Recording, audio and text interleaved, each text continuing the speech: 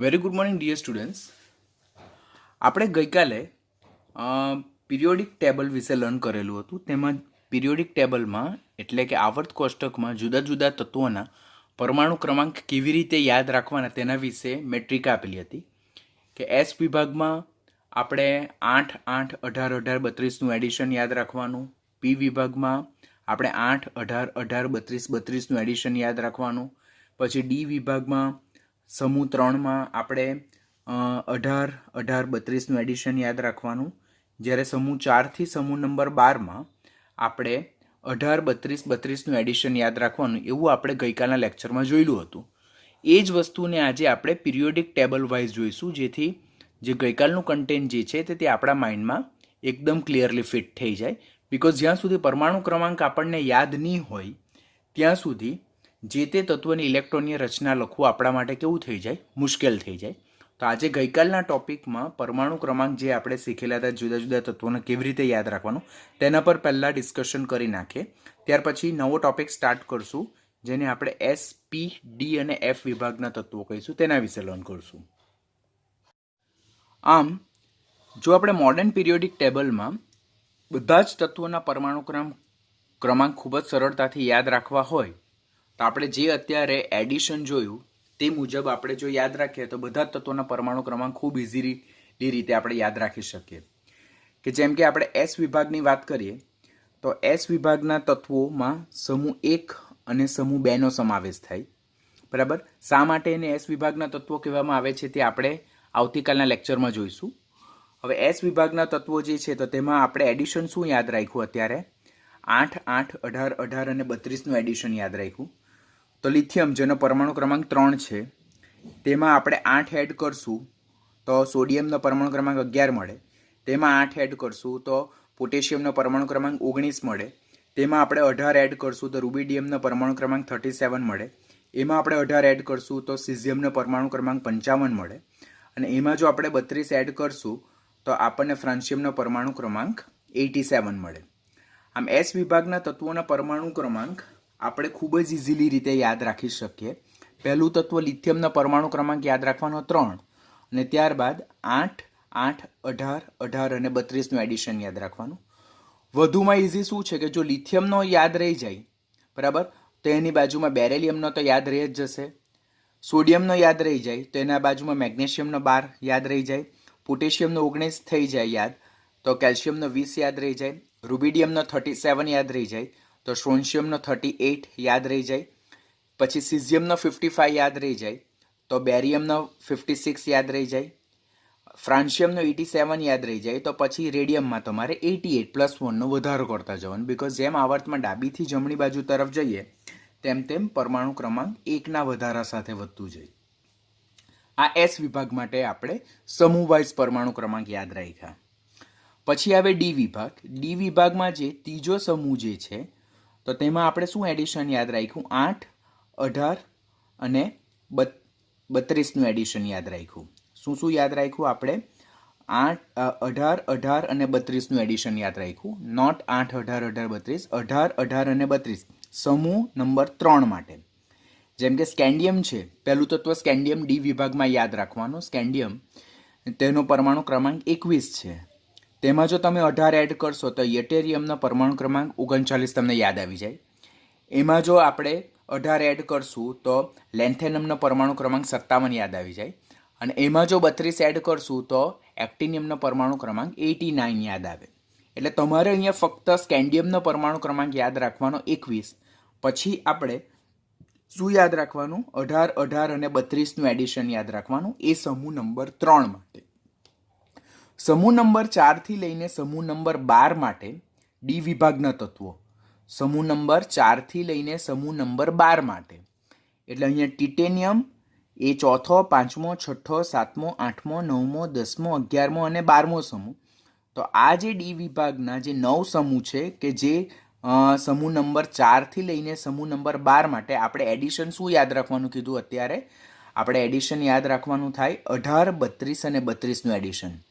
જો ટિટેનિયમ, હવે સ્કેન્ડિયમ પછી ટિટેનિયમ, હવે સ્કેન્ડિયમથી લઈને ઝિંક સુધી તો તમારે +1નું એડિશન જ કરતા જવાનું છે. કે આનું 21, 22, 23, 24, 25, 26, 27, 28, 29 અને 30. એવી જ રીતે યટેરિયમથી લઈને કેડમિયમ સુધી બી પરમાણુ ક્રમાંક +1ના એડિશન સાથે જ આગળ વધવાનું જોઉં. 39, 40, 41, 42, 43, 44, 45, 46, 47 અને 48. પરંતુ જે આવર્ત નંબર 6 અને આવર્ત નંબર 7 જે છે તેમાં લેન્થેનમ પછી લેન્થેનમથી લઈને લ્યુટેશિયમ સુધી આવે, એટલે ત્યારે અહીંયા 72થી 80ના પરમાણુ ક્રમાંક વચ્ચે આવી જાય છે અને અહીંયા 104થી 112નો પરમાણુ ક્રમાંક થઈ જાય. તો ત્યારે આપણે સમૂહ નંબર 4થી લઈને સમૂહ નંબર 12માં જો એક જ સમૂહમાં જુદા જુદા તત્વોના પરમાણુ ક્રમાંક યાદ રાખવા હોય તો પહેલાં ટિટેનિયમનો 22, પછી 18, 32 અને 32નું એડિશન યાદ રાખવાનું.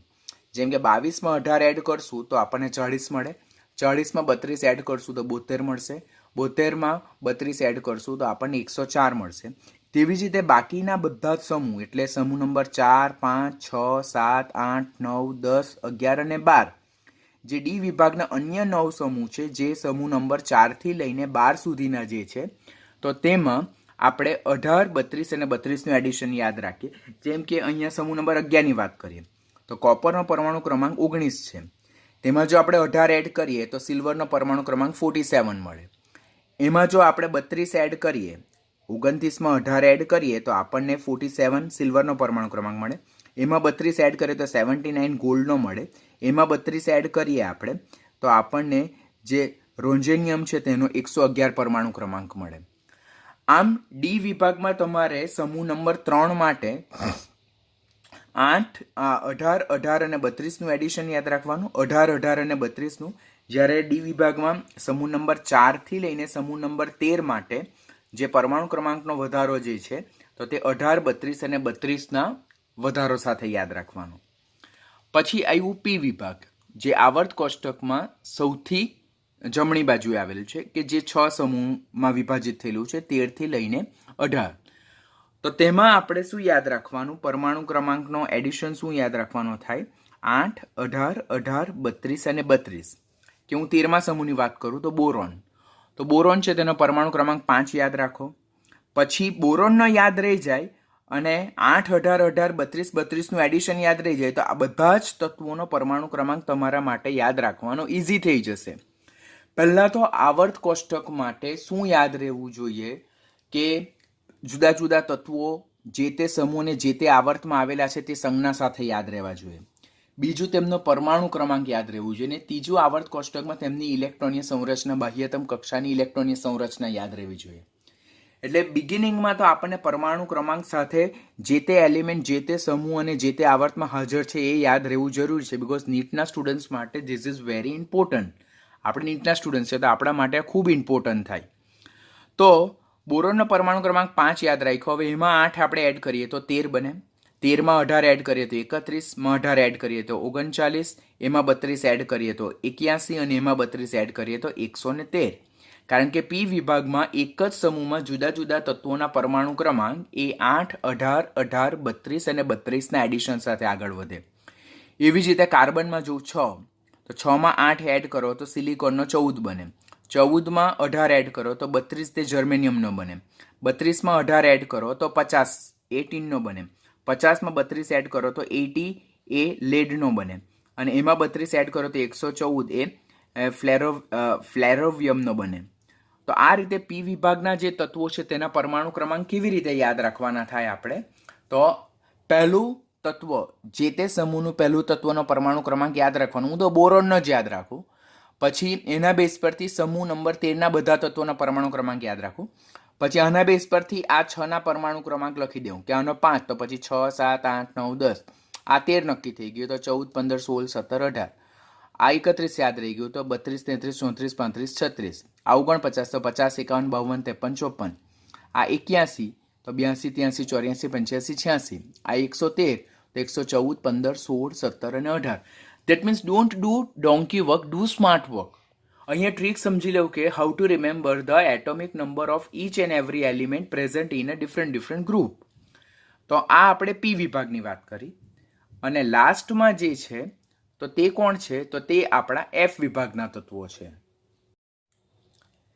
છેલ્લી 2 હરોળના જે તત્વો છે તેને એફ વિભાગના તત્વો કહેવાય. તેમાં પહેલી સિરીઝ એ સીરિયમથી લઈને લ્યુટેશિયમ સુધીના જે 14 તત્વો છે તેને આપણે લેન્થેનોઇડ્સ સિરીઝના તત્વો કહીએ, અને એની નીચે થોરિયમથી લઈને લોરેન્શિયમ સુધીના તત્વો જે 14 તત્વો છે તો તેને આપણે એક્ટિનોઇડ સિરીઝના તત્વો કહીએ. તેમાં પહેલું સીરિયમ યાદ રાખવાનું, જેનો પરમાણુ ક્રમાંક 58 છે. પછી ક્રમશઃ જ જોવાનું છે, જો 58, 59, 60, પણ અહીંયા સીરિયમ જે છે તેનો પરમાણુ ક્રમાંક 58 યાદ રહેવો જોઈએ તમને. પછી એકનું એડિશન કરતા જજો, 58, 59, 60 ક્રમશઃ એક એક કરતાં 71 લ્યુટેશિયમ. એવી જ રીતે એક્ટિનોઇડ્સમાં પહેલું તત્વ થોરિયમ છે, તેનો પરમાણુ ક્રમાંક 90 યાદ રાખો, અને ત્યાર પછી એડિશન કરતા જાઓ તે ત્યાં ક્યાં સુધી, લોરેન્શિયમ સુધી, તે 103 સુધી. આમ જે મોડર્ન પિરિયોડિક ટેબલ છે તે S, P, D અને F વિભાગમાં વહેંચાયેલું છે. તેમાં જુદા જુદા તત્વોના પરમાણુ ક્રમાંક કેવી રીતે યાદ રાખવાના તો તેની મેં તમને ટ્રીક આપી.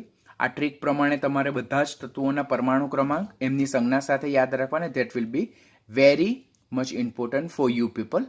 તો નેક્સ્ટ લેક્ચરમાં આના રિલેટેડ આપણે બીજી કંઈક વસ્તુ લર્ન કરશું. નાઉ we are going to start the main topic of the today's lecture, that is topic number 3.6, that is electronic configuration and type of element, which is divided in mainly 4 blocks, that is S, P, D and F. એટલે આજનો main topic શું છે, topic number 3.6, કે જેમાં ઇલેક્ટ્રોનની રચના અને તત્વોના પ્રકાર એટલે કે S, P, D અને F વિભાગના તત્વો વિશેનું ડિસ્કશન કરવાનું છે. પરંતુ આજના લેક્ચરમાં આપણે ફક્ત S વિભાગના તત્વો વિશે ડિસ્કશન કરશું. નેક્સ્ટ લેક્ચરમાં આપણે P વિભાગના તત્વો વિશે ડિસ્કશન કરશું, અને એના પછીના લાસ્ટ લેક્ચરમાં આપણે D અને F વિભાગના તત્વોનું સાથે ડિસ્કશન કરશું. બિકોઝ D અને F વિભાગના તત્વો આપણે ઓલરેડી 12મા ધોરણમાં ડિટેલમાં શીખવાના છે. એટલે અત્યારના લેક્ચરમાં, એટલે કે આના પછી ત્રીજો ક્રમાંકનો જે લેક્ચર હશે તેમાં આપણે D અને Fને સુપરફિશિયલી જોવાના છે. પહેલાં તો જો આપણે ડિસ્કશન કરીએ તો કે અફબાઉનો સિદ્ધાંત કે જે ઇલેક્ટ્રોનની ક્રમશઃ ગોઠવણીનો નિર્દેશ કરે છે અને કોઈપણ તત્વના પરમાણુની ઇલેક્ટ્રોનીય રચના જે છે તો તે આવર્તી વર્ગીકરણ એટલે કે આવર્ત કોષ્ટકનો સૈદ્ધાંતિક પાયો પૂરો પાડે છે. કોઈપણ તત્વ હોય તો તેના પરમાણુ ક્રમાંક આપણને ખબર હોય તો એના બેઝ પરથી આપણે અફબાઉના સિદ્ધાંત અનુસાર જે તે પરમાણુની ઇલેક્ટ્રોનીય રચના એટલે ઇલેક્ટ્રોનિક કન્ફિગ્યુરેશન રાઇટ કરીએ. અને જેમ હેનરી મોસેલે જણાવ્યું તે અનુસાર કે તત્વોને તેમના પરમાણુ ક્રમાંકના ચડતા ક્રમ પ્રમાણે ગોઠવવાના અને સમાન ઇલેક્ટ્રોનીય સંરચના ધરાવતા તત્વોને એક જ સમૂહમાં મૂકવાના પરમાણુ ક્રમાંકના ચડતા ક્રમ અનુસાર. તો આમ જો આપણને ઇલેક્ટ્રોનની ક્રમશઃ ગોઠવણી થતી હોય અને પરમાણુ ક્રમાંક પરથી ઇલેક્ટ્રોનની રચના ખબર હોય તો એના બેઝ પરથી જે તે તત્વને આપણે આવર્ત કોષ્ટકમાં કઈ જગ્યાએ ગોઠવવું તેનું આપણે સૈદ્ધાંતિક એટલે થિયોરિટિકલ ઇન્ફોર્મેશન પૂરી પડે છે. કોઈ પણ સમૂહનું જો આપણે ડિસ્કશન કરીએ તો સમૂહ જે વર્ટિકલ કોલમ જે ઊભા સ્તંભ જે છે તેમાં રહેલા જે તત્વો જે છે કે જે એક સમૂહ અને એક કુટુંબની રચના કરે છે અને તેઓ સમાન રાસાયણિક ગુણધર્મો ધરાવે છે. એક જ સમૂહના બધા જ તત્વો જે છે તે સમાન રાસાયણિક ગુણધર્મો ધરાવે છે. Why it is happen so? કે હું સમૂહ એકની વાત કરું તો સમૂહ એકમાં lithium, sodium, potassium, rubidium, caesium, francium આ બધા જ તત્વો સમાન રાસાયણિક ગુણધર્મો ધરાવે. શા માટે? What is the reason? કારણ કે એક જ સમૂહમાં રહેલા બધા જ તત્વો જે છે તેની બાહ્યતમ કક્ષાની ઇલેક્ટ્રોનીય સંરચના એઝ વેલ એઝ બાહ્યતમ કક્ષામાં ઇલેક્ટ્રોનની સંખ્યા કેવી હોય છે? એક સરખી હોય છે. This is important. This both line is important for NEET point of view કે એક જ સમૂહમાં રહેલા બધા તત્વોના રાસાયણિક ગુણધર્મો સમાન જોવા મળે છે. હવે એ એસર્શન છે અને એનું રીઝન એવું આપેલું હોય તો કારણ કે એક જ સમૂહમાં રહેલા બધા તત્વોની ઇલેક્ટ્રોનીય સંરચના સમાન છે. બરાબર, બાહ્યતમ કક્ષાની ઇલેક્ટ્રોનની સંરચના સમાન છે और બાહ્યતમ કક્ષકોમાં ઇલેક્ટ્રોનની સંખ્યા સમાન છે. તો એસર્શન અને રીઝનિંગ બોથ આર ટ્રુ અને reason is a true explanation of your assertion. માટે આ પ્રકારના ક્વેશ્ચન માટે ટેક્સ્ટબુકની જ લાઇનને એ લોકો ખૂબ જ કોન્ટ્રાવર્શિયલ રીતે અને ખૂબ જ ટ્વિસ્ટ કરીને પૂછે. તો કન્સેપ્ટ જો આપણા માઇન્ડમાં ક્લિયર હોય તો we can definitely answer them very brilliantly. તો આમ એક જ સમૂહમાં બધા તત્વો, સમૂહની વાત કરીએ છીએ, વર્ટિકલ કોલમ ઊભા સ્તંભની વાત કરીએ છીએ આપણે, તો સમૂહ જે છે જેને ગ્રુપ કહેવામાં આવે તો એક જ સમૂહમાં બધા તત્વોને તેમના પરમાણુ ક્રમાંકના ચડતા ક્રમમાં ગોઠવવામાં આવે અને એક જ સમૂહમાં રહેલા બધા તત્વોની બાહ્યતમ કક્ષાની ઇલેક્ટ્રોનીય સંરચના હંમેશા સમાન હોય. બાહ્યતમ કક્ષા કક્ષક છે તેમાં ઇલેક્ટ્રોનની સંખ્યા બી સમાન હોય, માટે તેમને કેમિકલ પ્રોપર્ટીઝ જે છે તે ગુણધર્મો, રાસાયણિક ગુણધર્મો કેવા હોય? હંમેશા સમાન હોય છે. કોઈ પણ તત્વ જે છે તે કયા વિભાગનું જે છે તેનું મેઇન આધાર જે છે તો તે તત્વમાં છેલ્લો ઉમેરાતો ઇલેક્ટ્રોન કઈ કક્ષકમાં દાખલ થાય છે તેના બેઝ પર. કોઈ પણ તત્વ કયા વિભાગનું છે, કયા બ્લોકનું એલિમેન્ટ છે તે કેવી રીતે આપણે નક્કી કરી શકીએ? તો તે જે તત્વ છે તેના પરમાણુમાં છેલ્લો ઇલેક્ટ્રોન કઈ કક્ષકમાં દાખલ થાય, એસમાં દાખલ થાય, પીમાં દાખલ થાય, ડીમાં દાખલ થાય કે એફમાં દાખલ થાય, તેના બેઝ પરથી તે તત્વનો પ્રકાર નક્કી થાય કે તે એસ વિભાગનું છે, પી વિભાગનું છે, ડી વિભાગનું છે કે એફ વિભાગનું છે. તો અને એના બેઝ પરથી આવર્ત કોષ્ટકને મુખ્યત્વે આપણે કેટલા વિભાગમાં વહેંચેલું છે? 4 વિભાગમાં વહેંચેલું છે.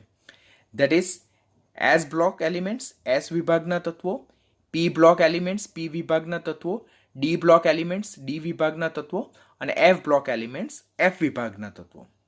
માટે હવે આપણું મેઇન પિક્ચર હવે સ્ટાર્ટ થાય છે કે આપણે આવર્ત કોષ્ટકને મુખ્યત્વે 4 વિભાગમાં ડિવાઈડ કર્યું, એસ, પી, ડી અને એફ.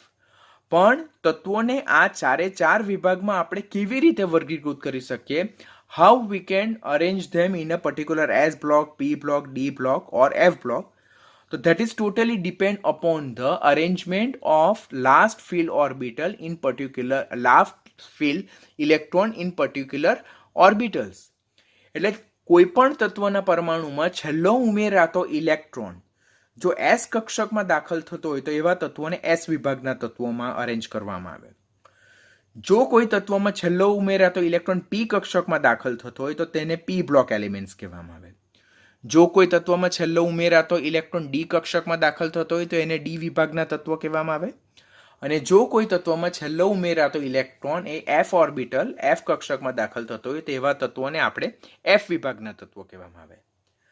આમ જે તે તત્વની બાહ્યતમ કક્ષા ઓર છેલ્લી કક્ષકમાં જે લાસ્ટ ઇલેક્ટ્રોન દાખલ થાય છે તે કક્ષકના પ્રકારને આધારે તત્વોને એસ, પી, ડી અને એફ મુખ્યત્વે એવા 4 વિભાગમાં વર્ગીકૃત કરવામાં આવેલા છે. 4 વિભાગની જે સુપરફિશિયલ ઇન્ફોર્મેશન જો આપણે ગેધર કરીએ તો પહેલી કોલમમાં મેં વિભાગનું નામ લખ્યું છે, બીજી કોલમમાં એ બીજા કયા નામે પ્રચલિત છે, ત્રીજું આવર્ત કોષ્ટકમાં એમનું સ્થાન ક્યાં છે તે, અને તેમાં હાજર રહેલા કુલ તત્વોની સંખ્યા. તો પહેલો એસ વિભાગ. શા માટે એસ વિભાગ? બીકોઝ તેમાં છેલ્લો ઉમેરાતો ઇલેક્ટ્રોન એસ કક્ષકમાં દાખલ થાય છે. તે બીજા કયા નામે ઓળખાય? પ્રતિનિધિ વિભાગના તત્વો ઓર પ્રતિનિધિ તત્વો, રિપ્રેઝેન્ટેટિવ એલિમેન્ટ્સ, એમને જ મુખ્ય સમૂહના તત્વો ઓર મેઇન ગ્રુપ એલિમેન્ટ્સ કહેવામાં આવે. ક્વેશ્ચન અહીંયાથી નીટમાં પૂછાયેલો છે કે નીચેનામાંથી કયું તત્વ એ રિપ્રેઝેન્ટેટિવ એલિમેન્ટ્સ તરીકે ઓળખાય? તો એસ ઓર પી વિભાગનું જે તત્વ જે છે તો તે રિપ્રેઝેન્ટેટિવ એલિમેન્ટ્સ તરીકે ઓળખાય. આવર્ત કોષ્ટકમાં તેમનું સ્થાન ક્યાં છે? સૌથી ડાબી બાજુએ આવેલું છે. બરાબર, on a left most position in a periodic table તેમનું સ્થાન છે સૌથી ડાબી બાજુએ. અને તે સમૂહ 1 અને સમૂહ 2 એવા 2 સમૂહમાં વિભાજિત થયેલું છે. તેમાં કુલ હાજર તત્વોની સંખ્યા કેટલી છે? 14. જેમાં સમૂહ 1ના 6 તત્વો, સમૂહ 2ના 6 તત્વો, 6 ને 6 12 અને હાઇડ્રોજન અને હિલિયમને પણ ઇન્ક્લુડ કરેલા છે બીકોઝ તેમાં છેલ્લો ઉમેરાતો ઇલેક્ટ્રોન એસ કક્ષકમાં દાખલ થાય છે. પી વિભાગના તત્વો જે છે તેમને પણ આપણે રિપ્રેઝેન્ટેટિવ એલિમેન્ટ્સ, મુખ્ય સમૂહના તત્વો કહીએ છીએ, જેમ આપણે એસ વિભાગના તત્વો કહીએ. આમ એસ અને પી વિભાગના તત્વોને કલેક્ટિવલી ટુગેધર આપણે પ્રતિનિધિ તત્વો, રિપ્રેઝેન્ટેટિવ એલિમેન્ટ્સ, મુખ્ય સમૂહના તત્વો ઓર મેઇન ગ્રુપ એલિમેન્ટ્સ કહીએ છીએ. હવે એસ વિભાગના તત્વો સૌથી ડાબી બાજુ આવેલા છે તો પી વિભાગ એના ઓપોઝિટ સૌથી જમણી બાજુ આવેલા છે. કેટલા સમૂહમાં ડિવાઈડ થયેલા છે? કુલ 6 સમૂહ. તે સમૂહ ક્રમાંક 13 થી લઈને 18, 13, 14, 15, 16, 17 અને 18 એમ કુલ 6 સમૂહમાં વિભાજિત થયેલા છે. પ્રત્યેક સમૂહમાં 6 તત્વો સમાવેશ થાય તો 6 છંગ 36 એટલે પી વિભાગ કુલ 36 તત્વો ધરાવે છે. ડી વિભાગના તત્વો જે છે જેને આપણે સંક્રાંતિ ધાતુ તત્વો કહીએ છીએ. કેવા તત્વો કહીએ છીએ? સંક્રાંતિ ધાતુ તત્વો. That is called as a transition metal elements. What is a place આવર્ત કોષ્ટકમાં વેર ધે રિસાઇડ? તો આવર્ત કોષ્ટકમાં મધ્યમાં આવેલા જે તત્વો જે છે તેમને ડી વિભાગના તત્વો કહેવાય. તેમાં છેલ્લો ઉમેરાતો ઇલેક્ટ્રોન ડી કક્ષકમાં દાખલ થાય છે માટે તેમને ડી વિભાગના તત્વો કહેવાય. તેમનું સ્થાન આવર્ત કોષ્ટકમાં એસ વિભાગના તત્વોની જમણી બાજુએ અને પી વિભાગના તત્વોની ડાબી બાજુએ આવેલા છે. કુલ 3 થી 12 એવા કુલ 10 સમૂહ ધરાવે છે. જેમાં પ્રથમ સંક્રાંતિ શ્રેણી, દ્વિતીય સંક્રાંતિ શ્રેણી, તૃતીય સંક્રાંતિ શ્રેણી અને ચતુર્થ સંક્રાંતિ શ્રેણી એમ કુલ 4 સંક્રાંતિ શ્રેણીમાં વિભાજિત થયેલા છે, જે આપણે ઓલરેડી લાસ્ટ પ્રીવિયસ લેક્ચરમાં જોઈ ગયેલા છે. કુલ કેટલા તત્વો ધરાવે છે? 40 તત્વો ધરાવે છે. લાસ્ટ મોસ્ટ એસ વિભાગના તત્વો, જેમને આંતર સંક્રાંતિ ધાતુ તત્વો એટલે કે ઇનર ટ્રાન્ઝિશન એલિમેન્ટ્સ કહેવામાં આવે. હું જેટલા ઇંગ્લિશ ટર્મિનોલોજી શીખવું છું તે પણ કમ્પલસરી યાદ રાખજો. You have to remember there all. આવર્ત કોષ્ટકમાં એમનું સ્થાન ક્યાં છે? તો આવર્ત કોષ્ટકમાં સૌથી નીચે 7મા આવર્ત નીચે 2 આડી હરોળમાં એમને અરેન્જ કરવામાં આવેલા છે. તેમાં પ્રથમ આડી હરોળને લેન્થેનોઇડ્સ કહેવામાં આવે છે અને દ્વિતીય આડી હરોળને આપણે એક્ટિનોઇડ્સ કહીએ છીએ. આમ એફ વિભાગના તત્વો છે તેમાં કુલ કેટલા તત્વો આવેલા છે? કુલ 28 જેટલા તત્વો આવેલા છે. આમ જો આપણે બધા તત્વોનો સરવાળો કરીએ તો 28 + 40 + 36 આપણે 14 કરીએ તો કુલ કેટલા તત્વો થાય છે? 118 તત્વો. તો અત્યાર સુધીમાં 118 જેટલા તત્વો પ્રસિદ્ધ થઈ ગયેલા છે. એમના નામ પણ પ્રચલિત છે. તેમના પરમાણુ ક્રમાંક, તેમના પ્રસિદ્ધ નામ અને તેમની જનરલ ઇન્ફોર્મેશન બધું જ આપણી પાસે અવેલેબલ છે. આ આપણું આધુનિક આવર્ત કોષ્ટક છે, જે એસ, પી, ડી અને એફ વિભાગમાં ડિવાઈડ થયેલું છે. સૌથી ડાબી બાજુએ આવેલા તત્વોને એસ વિભાગના તત્વો કહેવાય, કે જેમાં સમૂહ 1 અને સમૂહ 2 ના તત્વોનો સમાવેશ થાય છે. સૌથી ડાબી બાજુએ આવેલા તત્વો.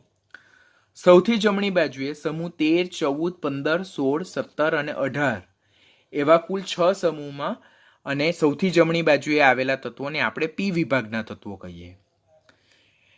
એસ વિભાગના તત્વોની જમણી બાજુ અને પી વિભાગના તત્વોની ડાબી બાજુ એટલે આવર્ત કોષ્ટકમાં જે મધ્યમાં આવેલા તત્વો છે તેને ડી વિભાગના તત્વો કહેવાય, જેને સંક્રાંતિ ધાતુ તત્વો કહેવાય.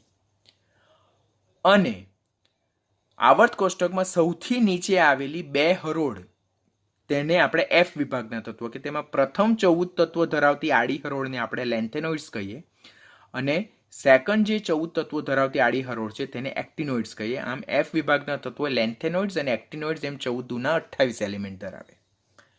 તો એસ વિભાગનું સ્થાન આવર્ત કોષ્ટકમાં સૌથી ડાબી બાજુએ, પી વિભાગનું સૌથી જમણી બાજુએ, ડી વિભાગનું તત્વ એસ વિભાગની જમણી બાજુએ, પી વિભાગની ડાબી બાજુએ, આવર્ત કોષ્ટકમાં મધ્યમાં, અને એફ વિભાગનું તત્વ, એફ વિભાગના તત્વનું સ્થાન 7મા આવર્તની નીચે, સૌથી નીચે 2 આડી હરોળમાં. પ્રથમ સિરીઝને લેન્થેનોઇડ્સ અને બીજી સિરીઝને આપણે એક્ટિનોઇડ્સ કહીએ છીએ. હવે આપણે 1 by 1 ઇન્ફોર્મેશન સ્ટાર્ટ કરીએ, starting from the S block elements. એટલે એસ વિભાગના તત્વો એટલે શું, તેમાં કયા સમૂહનો સમાવેશ થાય, કેટલા તત્વોનો સમાવેશ થાય, કયા કયા તત્વોનો સમાવેશ થાય, તેમની સામાન્ય લાક્ષણિકતા શું છે, તેના વિશે ડિસ્કશન સ્ટાર્ટ કરીએ. સો હવે જોઈશું ટોપિક નંબર 3.6.1, જેને એસ વિભાગના તત્વો કહેવામાં આવે. That is also known as a S block elements. પહેલો જ પોઈન્ટ, એસ વિભાગના તત્વો એટલે શું. તો અહીંયા આપણે very brief informations S block elements વિશે જોવાના છે, બિકોઝ આપણા 11th સ્ટાન્ડર્ડમાં જ પાર્ટ 2ની બુકમાં એસ વિભાગના તત્વો આખું ચેપ્ટર ડિટેલમાં લર્ન કરવાનું છે. બટ અહીંયા એસ વિભાગના તત્વો એટલે શું, તો ખૂબ જ સુપરફિશિયલી આપણે ઇન્ફોર્મેશન અહીંયા જોઈશું, કે જે આ ચેપ્ટર પૂરતી મર્યાદિત હશે.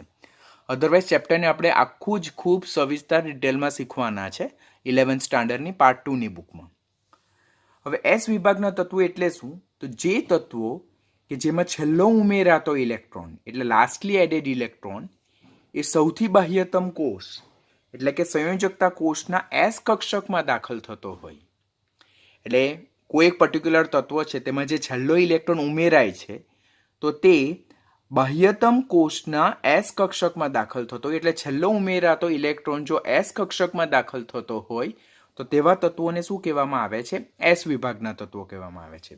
તો પહેલાં તો આપણને ખ્યાલ આવવું જોઈએ એસ વિભાગના તત્વો એટલે શું, તો જે તત્વોમાં છેલ્લો ઉમેરાતો ઇલેક્ટ્રોન બાહ્યતમ કોષના એસ કક્ષકમાં ઉમેરાતો હોય, દાખલ થતો હોય, એન્ટર થતો હોય, તો તેવા તત્વોને એસ વિભાગના તત્વો કહેવામાં આવે છે. હવે એસ સબશેલ જે છે, જેને એસ પેટાકોષ કહેવાય, તેને ફક્ત એક જ કક્ષક ધરાવે છે અને એ પણ ફક્ત 2 જ ઇલેક્ટ્રોનને સમાવી શકે છે. એસ ઓર્બિટલ છે that can afford only 2 electrons. માટે એસ વિભાગના તત્વો એ મહત્તમ 2 ઇલેક્ટ્રોનને સમાવી શકે. માટે એસ વિભાગના તત્વો કેટલા સમૂહમાં વિભાજિત થયેલું છે, 2 સમૂહમાં વિભાજિત થયેલું છે. તો અહીંયાથી ક્વેશ્ચન પૂછાઈ શકે કે એસ વિભાગમાં હાજર સમૂહની સંખ્યા કેટલી? તો એ કેટલી છે? 2 સમૂહ છે. એ કયા કયા સમૂહો છે? તો સમૂહ 1 ના તત્વો, તેમાં જ આપણે હાઇડ્રોજનને પણ લેવાનું છે, સાથે સાથે આલ્કલી ધાતુના કુલ 6 તત્વો લેવાના છે. સમૂહ 2 ના તત્વો, જેને આલ્કલાઇન અર્ધ ધાતુ તત્વો કહેવાય, તેના કુલ 6 તત્વો, સાથે સાથે હિલિયમ કે જેની ઇલેક્ટ્રોનની સંરચના પણ 1s2 છે.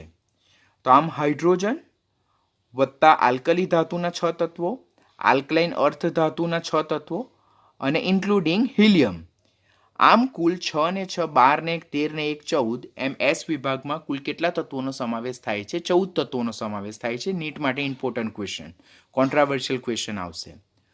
હવે અહીંયાથી કોન્ટ્રાવર્સરી ક્યાં જનરેટ થશે કે આલ્કલી ધાતુ તત્વો તે તો એસ વિભાગના તત્વો છે, બીકોઝ તેમાં છેલ્લો ઉમેરાતો ઇલેક્ટ્રોન એસ કક્ષકમાં ઉમેરાય. તેવી જ રીતે આલ્કલાઇન અર્ધ ધાતુ તત્વો, તેમાં પણ છેલ્લો ઉમેરાતો ઇલેક્ટ્રોન એસ કક્ષકમાં દાખલ થાય. એટલે આ 6 ને 6 12 તત્વો વિશે આપણને કોઈ પણ કન્ફ્યુઝન નથી હોતું. આપણને કન્ફ્યુઝન હાઇડ્રોજન અને હિલિયમ વિશે હોય છે, જે નીટનો ફંડામેન્ટલ પોઈન્ટ છે કે હાઇડ્રોજન જે છે તેની ઇલેક્ટ્રોનની સંરચના 1s1 છે. દેટ મીન્સ એમાં જે ઇલેક્ટ્રોન દાખલ થાય છે તે બાહ્યતમ કક્ષા કઈ? એક જ છે, 1s માં દાખલ થાય. તો એસ વિભાગના તત્વો એટલે શું? જેમાં છેલ્લો ઉમેરાતો ઇલેક્ટ્રોન એસ કક્ષકમાં દાખલ થતો હોય. તો હાઇડ્રોજનમાં પહેલો ઓર છેલ્લો એક જ ઇલેક્ટ્રોન છે, પહેલો ઓર છેલ્લો ઉમેરાતો ઇલેક્ટ્રોન એસ કક્ષકમાં દાખલ થાય, માટે હાઇડ્રોજનને એસ વિભાગનું તત્વ કન્સિડર કરવામાં આવે છે.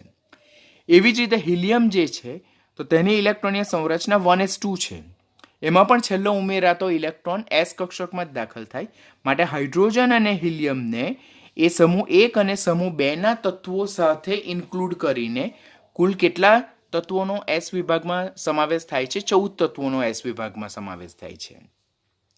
તો આલ્કલી ધાતુ તત્વોના કુલ 6 તત્વો, આલ્કલાઇન અર્ધ ધાતુ તત્વોના કુલ 6 તત્વો, એટલે સમૂહ 1 અને સમૂહ 2 ના મળીને 6 ને 6 12 તત્વો, સાથે હાઇડ્રોજન અને હિલિયમ, એમ 12 ને 2 કુલ 14 તત્વોનો એસ વિભાગમાં સમાવેશ કરવામાં આવે છે.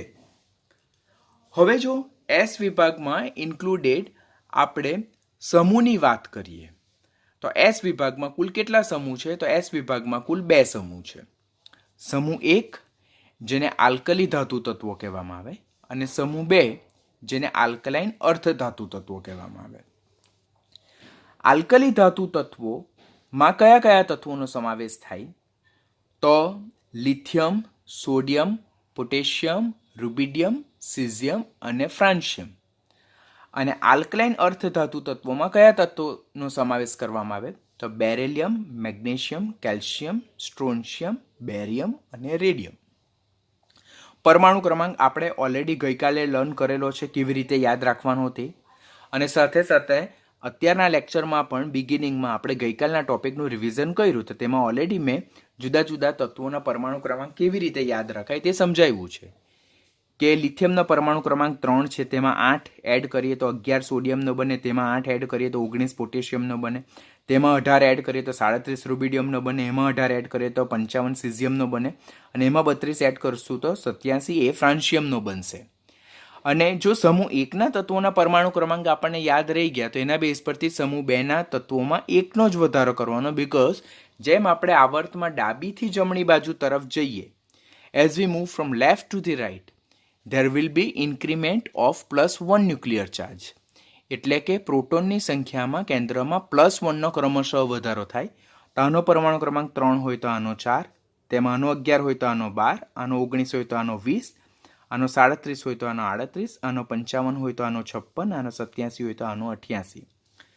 આ રીતે સમૂહ 1માં આટલા કુલ 6 તત્વો અને સમૂહ 2માં આટલા કુલ 6 તત્વોનો સમાવેશ થાય છે, જેમાં ફ્રાન્સિયમ જે છે તો તે રેડિયો સક્રિય તત્વ છે, it is radio active elements, અને સમૂહ 2નું રેડિયમ જે છે તો તે રેડિયો એક્ટિવ એલિમેન્ટ્સ છે. અહીંયા મેં સ્ટાર પાડ્યો, that indicate it's a radio active elements. તો ક્વેશ્ચન પૂછાય સમૂહ 1નું કયું તત્વ રેડિયો એક્ટિવ એલિમેન્ટ્સ છે? તો તે છે ફ્રાન્સિયમ. સમૂહ 2નું કયું તત્વ રેડિયો એક્ટિવ એલિમેન્ટ્સ છે? તો તે છે રેડિયમ. સમૂહ 1નું કયું રેડિયો એક્ટિવ એલિમેન્ટ કયા આવર્તમાં આવેલું છે? તો 7મા આવર્તમાં આવેલું છે. અને સમૂહ 2નું રેડિયો સક્રિય તત્વ કયા આવર્તમાં આવેલું છે? તે પણ 7મા આવર્તમાં બંનેના પરમાણુ ક્રમાંક પૂછે, તેમની ઇલેક્ટ્રોનની સંરચના પૂછે, તો આ બધા જ કોન્ટ્રાવર્શિયલ ક્વેશ્ચન જનરેટ થાય જે ટેક્સ્ટબુક રિલેટેડના છે ને we are not able to give the answer. હવે એસ વિભાગના તત્વોમાં આપણે સમૂહ 1માં હાઇડ્રોજનનો પણ સમાવેશ કરે કોન્ટ્રાવર્શિયલ ક્વેશ્ચન, કારણ કે હાઇડ્રોજનનો પરમાણુ ક્રમાંક 1 છે, તો એની ઇલેક્ટ્રોનની સંરચના 1s1 થાય, જે સમૂહ 1ના અન્ય તત્વોને મળતી આવે. માટે હાઇડ્રોજનનો સમાવેશ સમૂહ 1માં કરવામાં આવે. હાઇડ્રોજન ચેપ્ટરમાં એમાં કંઈ કોન્ટ્રાવર્સરી જે જનરેટ થાય તે આપણે સોલ્વ કરશું, પણ અત્યારે આપણે અહીંયા હાઇડ્રોજનને 1s1 કન્સિડર કરીએ અને તેને સમૂહ 1માં પ્લેસ કરીએ છીએ. સમૂહ 1ના તત્વોની બાહ્યતમ કક્ષાની ઇલેક્ટ્રોનની સંરચના જોઈએ તો તે NS1 છે. જો કે ઇનર કોર, બરાબર, આ ઇનર કોર જે છે જે નિષ્ક્રિય વાયુની ઇલેક્ટ્રોનની સંરચના છે, તો તે બધામાં જુદી જુદી હશે, લિથિયમથી લઈને ફ્રાન્સિયમ સુધીના તત્વોમાં. પરંતુ તેમનું આઉટર મોસ્ટ ઓર્બિટલ છે તેની ઇલેક્ટ્રોનની કન્ફિગ્યુરેશન એટલે ઇલેક્ટ્રોનની સંરચના સેમ છે, અને આઉટર મોસ્ટ એસ કક્ષકમાં પણ ઇલેક્ટ્રોનની સંખ્યા કેવી છે, સેમ જોવા મળે છે. તો એક જ સમૂહમાં રહેલા બધા તત્વોની બાહ્યતમ કક્ષાની ઇલેક્ટ્રોનની સંરચના અને બાહ્યતમ કક્ષકમાં ઇલેક્ટ્રોનની સંખ્યા હંમેશા કેવી હોય, સમાન હોય. માટે તેમના રાસાયણિક ગુણધર્મો હંમેશા કેવા જોવા મળે છે, સમાન જોવા મળે છે. તો સમૂહ 1ના તત્વોની બાહ્યતમ કક્ષાની ઇલેક્ટ્રોનની સંરચના શું છે, NS1 છે. સમૂહ 2ના તત્વોની બાહ્યતમ કક્ષાની ઇલેક્ટ્રોનની સંરચના શું છે, NS2 છે. આના બેઝ પરથી પર્ટિક્યુલર એલિમેન્ટને આઈડેન્ટિફાઈ કરવાનું તમારા માટે ઇઝી થઈ જશે. જેમ આપણે સમૂહ 1 વિશે વાત કરી તેમ સમૂહ 2ના પણ બધા જ તત્વોમાં ઉપરથી નીચે તરફ જતા ઇનર કોરનું ઇલેક્ટ્રોનિક કન્ફિગ્યુરેશન બદલાય છે. જો helium, neon, argon, krypton, xenon અને રેડોન, જેને ઇનર કોર કહેવામાં આવે, બરાબર. પરંતુ આઉટર મોસ્ટ ઓર્બિટલ છે તેનો મુખ્ય ક્વોન્ટમ આંક જુદો હોય, પરંતુ તેમની બાહ્યતમ કક્ષાની ઇલેક્ટ્રોનની સંરચના સમાન હોય છે, ધેટ ઇઝ NS2, બરાબર. અને બાહ્યતમ કક્ષામાં ઇલેક્ટ્રોનની સંખ્યા પણ કેવી હોય છે, સરખી છે, તે છે 2 અને 2.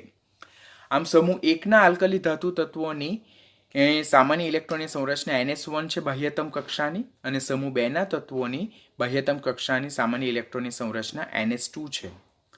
વેલેન્સી, જેને સંયોજકતા કહેવામાં આવે, ઓક્સિડેશન આંક કહેવામાં આવે, તો સમૂહ 1ના તત્વોની બાહ્યતમ કક્ષામાં 1 ઇલેક્ટ્રોન છે, માટે તેઓ સરળતાથી 1 ઇલેક્ટ્રોન ગુમાવીને +1 સંયોજકતા ધરાવતા M+1 આયનો બનાવે. માટે સમૂહ 1ના તત્વોની સંયોજકતા +1 થશે. સમૂહ 2ના તત્વોની બાહ્યતમ કક્ષાની ઇલેક્ટ્રોનની સંરચના NS2 છે, માટે તેમની બાહ્યતમ કક્ષામાં ઇલેક્ટ્રોનની સંખ્યા 2 છે, માટે તેઓ સરળતાથી 2 ઇલેક્ટ્રોન ગુમાવવાની વૃત્તિ રાખે, અને તેઓ સરળતાથી 2 ઇલેક્ટ્રોન ગુમાવીને +2 આયન એટલે કે M+2 આયન બનાવવાની વૃત્તિ રાખે. માટે તેમની સંયોજકતા શું થશે, +2 થશે. માટે કોઈ પણ સંયોજનો હોય તેમાં સમૂહ 1 હંમેશા એક જ કોવેલેન્ટ બોન્ડ બનાવવાની વૃત્તિ રાખે, જ્યારે સમૂહ 2ના તત્વો 2 કોવેલેન્ટ બોન્ડ બનાવવાની વૃત્તિ રાખશે, જે તેમની સંયોજકતા પરથી આપણે આઈડેન્ટિફાઈ કરી શકીએ છીએ. પછી એસ વિભાગના જે તત્વો છે તેની બાહ્યતમ કોષની સામાન્ય ઇલેક્ટ્રોનની સંરચના અહીંયા મેં બ્રેકેટમાં લખ્યું છે, ધેટ ઇઝ NS122, જ્યાં N જે છે તો તે પર્ટિક્યુલર આવર્ત નંબર ઓર મુખ્ય ક્વોન્ટમ આંકનો નિર્દેશ કરે, જે 2 થી 7નો નિર્દેશ કરે છે. એટલે એસ વિભાગના તત્વો એ 2 સમૂહમાં અને 2, 3, 4, 5, 6 અને 7 એમ 6 સમૂહમાં વિભાજિત થયેલા છે. જો યાદ રાખો કે એસ વિભાગની શરૂઆત ક્યાંથી થાય, તો 2 થી લઈને 7, એટલે કે આવર્ત નંબર 2 થી લઈને આવર્ત નંબર 7 સુધી, અને સમૂહ 1 અને સમૂહ 2 એટલે 2 સમૂહ અને 6 આવર્ત, ને તે આવર્ત કયા, સમૂહ આવર્ત નંબર 2 થી 7, તો તે પણ યાદ રાખવાનું થાય. તો એસ વિભાગના તત્વોની સામાન્ય ઇલેક્ટ્રોનીય સંરચના શું છે, NS122, જ્યાં N એ મુખ્ય ક્વોન્ટમ આંક દર્શાવે છે, 1 એ સમૂહ 1 માટે છે અને 2 એ સમૂહ 2 માટે છે. કલેક્ટિવલી બંને એસ વિભાગના તત્વો કહેવાય. અને જ્યાં N એ મુખ્ય ક્વોન્ટમ આંક એટલે આવર્ત નંબર 2 થી 7નો નિર્દેશ કરે છે, જે અનુક્રમે ઉપરથી નીચે જતા વધતો જાય, 2, 3, 4, 5, 6 અને 7. Characteristic of s block element, S વિભાગના તત્વોની સામાન્ય લાક્ષણિકતાઓ. તો એસ વિભાગના તત્વોના ગલનબિંદુ નીચા હોય, તેમના ઉત્કલન બિંદુ પણ નીચા હોય, અને તેઓ સ્વભાવ કેવી છે, મૃદુ એટલે કે પોચી ધાતુઓ છે, ધે આર સોફ્ટ મેટલ. તો they are having lower melting point, lower boiling point, and they are soft metals in nature. શા માટે કેવી રીતે તે આપણે એસ વિભાગ જ્યારે ઇન્ડિવિજ્યુઅલ ચેપ્ટર શીખીશું ત્યારે આપણે હું એને ડિટેલમાં શીખવીશ. તેમની આયનીકરણ એન્થાલ્પી ઓર આયનીકરણ ઉર્જા ઓછી છે માટે તેઓ પ્રબળ વિદ્યુત ધનમય તત્વો છે. તે કેવી રીતે તે આપણે આ ચેપ્ટરમાં પાછળથી બહુ ઇમ્પોર્ટન્ટ ટોપિક છે આયોનાઇઝેશન એન્થાલ્પી તેમાં શીખીશું. તેઓ અતિ સક્રિય ધાતુ તત્વો છે, બરાબર. They are very reactive metal in nature. અને સમૂહમાં ઉપરથી નીચે તરફ જતા તેમના ધાત્વીય લાક્ષણિકતા એટલે મેટાલિક કેરેક્ટરિસ્ટિકમાં વધારો થાય છે. શા માટે તેઓ અતિ સક્રિય ધાતુ તત્વો છે અને શા માટે ઉપરથી નીચે તરફ જતા તેમના ધાત્વીય લાક્ષણિકતામાં વધારો થાય છે તે પણ આપણે આ જ ચેપ્ટરમાં પાછળથી ડિટેલમાં જોવાના છે. અને તેમની સક્રિયતા વધારે છે. જો તેઓ અતિ સક્રિય ધાતુ તત્વો છે, સક્રિયતા વધારે છે, તેને કારણે તેઓ કુદરતમાંથી હંમેશા શુદ્ધ સ્વરૂપે એટલે કે પ્યોર ફોર્મમાં મળતા નથી, but they are always available in a combined state, એટલે હંમેશા સંયોજિત સ્થિતિમાં જ જોવા મળે છે, જેમ કે NaCl, CaBr2. તો આમ એસ વિભાગના તત્વો જે છે તેમની સક્રિયતા વધારે છે. ઇલેક્ટ્રોન ગુમાવવાની, ધન આયન બનાવવાની પ્રબળ વૃત્તિને કારણે તેઓ હંમેશા કુદરતમાંથી સંયોજિત સ્થિતિમાં કમ્બાઇન્ડ સ્ટેટમાં જોવા મળે છે. એસ વિભાગના બધા જ તત્વો સ્વભાવે ધાતુ છે. એમાં એક પણ તત્વ અધાતુ કે અર્ધધાતુ નથી. તો ક્વેશ્ચન પૂછે એસ વિભાગના બધા જ તત્વો ધાતુ સ્વભાવ ધરાવે છે, વિધાન સાચું કે ખોટું? તો સાચું. તો એસ વિભાગના તત્વો સક્રિય ધાતુ તત્વો છે, વિધાન સાચું કે ખોટું? તો સાચું, બરાબર. અને ધાતુ તત્વ હોવાથી they are good conductor of heat and electricity. વિદ્યુત અને ઉષ્માના કેવા છે? સુવાહકો છે. તેઓ પ્રબળ રિડક્શન કરતા છે, સ્ટ્રોંગ રિડ્યુસિંગ એજન્ટ. તે પણ આપણે આ ચેપ્ટરમાં પાછળથી લર્ન કરવાના છે. પરંતુ એક અત્યારે નાનો ટોપિક રીતે જો શીખવી દઉં તો એસ વિભાગના તત્વો સમૂહ એકના તત્વોની બાહ્યતમ કક્ષામાં એક ઇલેક્ટ્રોન છે, તો તેઓ એક ઇલેક્ટ્રોન ગુમાવવાની અને ધન આયન બનાવવાની પ્રબળ વૃત્તિ રાખે. અને સમૂહ બેના તત્વોની બાહ્યતમ કક્ષામાં બે ઇલેક્ટ્રોન છે, માટે તેઓ બે ઇલેક્ટ્રોન ગુમાવીને M+2 આયન બનાવવાની પ્રબળ વૃત્તિ રાખે. માટે એસ વિભાગના સમૂહ એક અને સમૂહ બેના તત્વો એ અનુક્રમે એક અને બે ઇલેક્ટ્રોન ગુમાવવાની એટલે કે ઓક્સિડેશન પામવાની પ્રબળ વૃત્તિ રાખે. માટે તેઓ ઓક્સિડેશન પામવાની પ્રબળ વૃત્તિ રાખે માટે તેઓ કેવા છે? પ્રબળ રિડક્શન કરતા. રિડક્શન કરતા એટલે શું? જેનું પોતાનું ઓક્સિડેશન થાય, જે તમે ઓલરેડી 9th અને 10thમાં નોર્મલ ડેફિનેશન પ્રમાણે જોઈ ગયા છો. એસ વિભાગના તત્વો જે છે તે મુખ્યત્વે કેવા છે? આયનીય સ્વભાવના છે, બરાબર. કોના સિવાય? લિથિયમ અને બેરેલિયમ સિવાય. વેરી ઇમ્પોર્ટન્ટ ક્વેશ્ચન તમારે કમ્પલસરી યાદ રાખવાનો છે ને વેરી કન્ફ્યુઝિવ એન્ડ કોન્ટ્રાવર્શિયલ ક્વેશ્ચન જે કોમન સ્ટુડન્ટ હંમેશા ભૂલી જાય છે. તો એસ વિભાગના તત્વો મુખ્યત્વે આયનીય સ્વભાવના હોય, બીકોઝ એ લોકો હંમેશા ધન આયન બનાવવાની પ્રબળ વૃત્તિ રાખે. પરંતુ તેમાં બે તત્વો અપવાદ છે, એક્સેપ્શનલ કેસ છે, that is lithium and beryllium. Lithium એ સમૂહ એકનું પ્રથમ તત્વ અને બેરેલિયમ એ સમૂહ બેનું પ્રથમ તત્વ.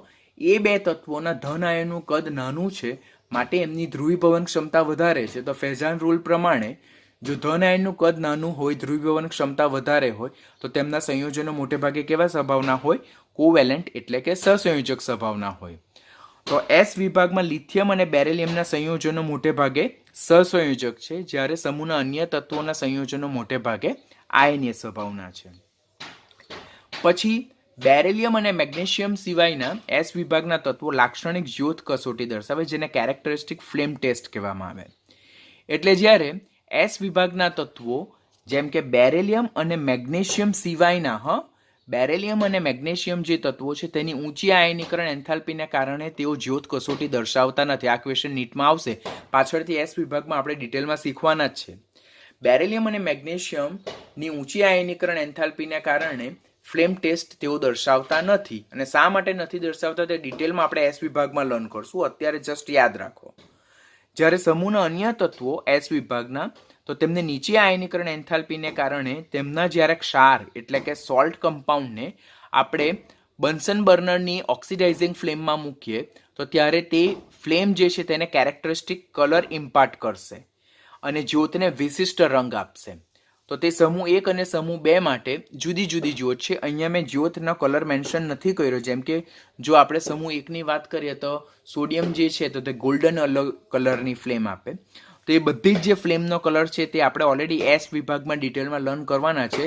That's why I have not mention here. તે પાછળથી આપણે જોઈ લઈશું.